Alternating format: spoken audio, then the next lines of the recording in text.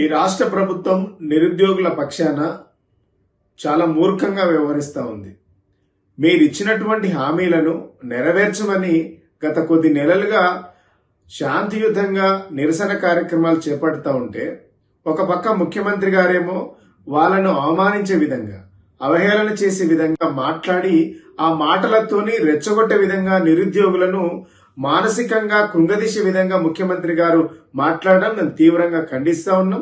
నిజంగా మీకు చిత్తశుద్ధి ఉంటే సమస్య పరిష్కారానికి ఏ విధమైనటువంటి చర్యలు తీసుకుంటే బాగుంటుందని చర్చలు జరపాలి తప్ప, ఒక పక్క నిరుద్యోగులు నిరసన కార్యక్రమాలు తెలియజేస్తుంటే వాళ్ళని పిలిచి మాట్లాడకుండా ఎక్కడికక్కడ అరెస్టులు చేయడం, నిర్బంధించడం మేము తీవ్రంగా ఖండిస్తా ఉన్నాం. వారికి మద్దతు తెలిపినటువంటి విద్యార్థులను కూడా ఈరోజు ఎక్కడికక్కడ రాత్రి 12 గంటల నుంచి అరెస్ట్ చేయడం, తెల్లవారుజామున అరెస్ట్ చేయడం, పోలీస్ స్టేషన్లో పెట్టడం, ఇది సమైక్య పాలనలో ఉన్నామా స్వంత పాలనలో ఉన్నామో అర్థం కానటువంటి పరిస్థితి నెలకొంది. యూనివర్సిటీలో వందలాది మంది పోలీసులు ఇలా ఇనుప బూట్ల చప్పుళ్ల మధ్యలో మళ్ళీ 2010 ఉద్యమ నాటి పరిస్థితులు కనబడతా ఉన్నాయి. ఇలా ముళ్ళ కంచెలు ఉండవు, నిర్బంధాలు ఉండవు, లాఠీలు ఉండవు, తూటాలు ఉండవు అని చెప్పినటువంటి కాంగ్రెస్ పార్టీ ఇలా అధికారంలోకి వచ్చిన తర్వాత ఏవైతే ఉండవని చెప్పినరో వాటికి రెట్టింపుగా సమైక్య పాలనల కంటే ఎక్కువ కూడా ఇలా పోలీసు నిర్బంధం కనబడతా ఉన్నది.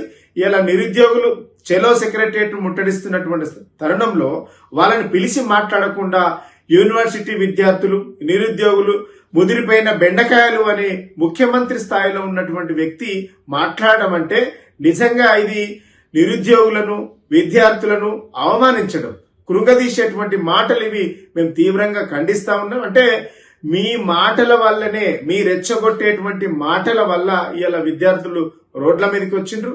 వారు అడుగుతున్నటువంటి సమస్యలను, డిమాండ్లను వెంటనే పరిష్కరించాలి. ఒక పక్క ఆల్ టికెట్లు ఇస్తారు, మరో పక్కనేమో రెచ్చగొట్టే విధంగా మాట్లాడతారు. అంటే ఇదంతా ద్వంద్వ వైఖరి, ద్వంద్వ విధానం. కాంగ్రెస్ పార్టీ అధికారంలోకి రావడానికి ఒక మాట, అధికారంలోకి వచ్చిన తర్వాత మరో మాట. అంటే ఇది కాంగ్రెస్ పార్టీకి అలవాటుగా మారింది. కాబట్టి ఇప్పటికైనా నిరుద్యోగులు అడుగుతున్నటువంటి, మీరు ఇచ్చినటువంటి హామీలను, వాళ్ళు అడుగుతున్నటువంటి డిమాండ్ల మీద చర్చ జరపాలి. వారికి అడుగుతున్నటువంటి పరీక్ష గడువును, సమయాన్ని కేటాయించాలి. దీని వెనుక ఏ రాజకీయ పార్టీ లేరు. కానీ మీరు నిరుద్యోగుల పక్షాన, విద్యార్థుల పక్షాన కఠినంగా వ్యవహరిస్తే ఒక రాజకీయ పార్టీ, ప్రధాన పార్టీగా మేము చూస్తూ ఊరుకం. డెఫినెట్ గా వాళ్ళ తరపున ఉంటాం, వాళ్ళ తరపున కొట్లాడతాం, వాళ్ళకు మద్దతుగా ఉంటామని ఈ సందర్భంగా గుర్తు చేస్తూ, ప్రభుత్వాన్ని వెంటనే వారు అడుగుతున్నటువంటి డిమాండ్స్, డిఎస్సి పరీక్ష సమయం గడువు పెంచాలని అడుగుతున్నారు. తప్పకుండా వాళ్ళ న్యాయమైన డిమాండ్ను పరిష్కరించాలని ప్రభుత్వానికి మేము తెలియజేస్తాం.